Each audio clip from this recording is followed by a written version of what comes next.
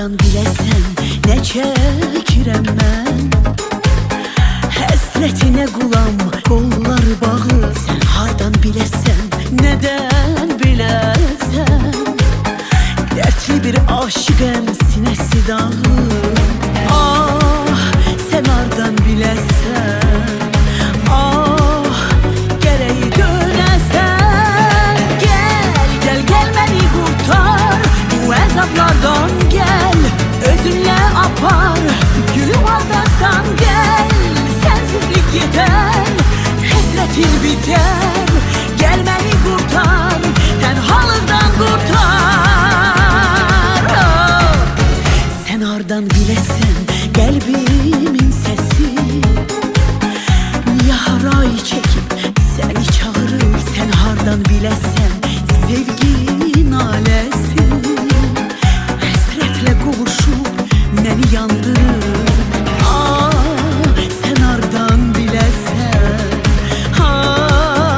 gərək dönəsən. Gəl, gəl, gəl məni qurtar.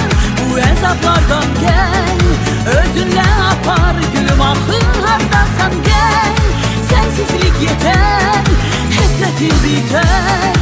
Gəl məni qurtar, tənhalıqdan qurtar.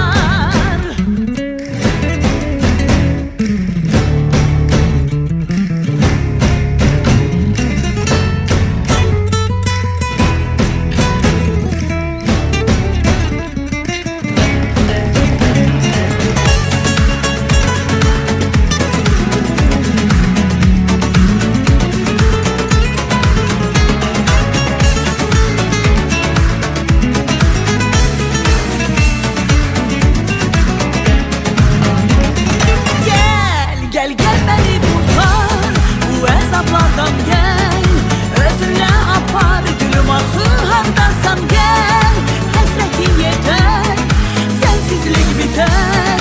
Gəl məni qurtar, tənhalıqdan qurtar. Gəl, gəl məni qurtar, bu əzablardan gəl, özünlə apar. Gülüm axır hardasan gəl, bu həsrətin yetər, sensizlik bitər. Tənhalıqdan qurtar.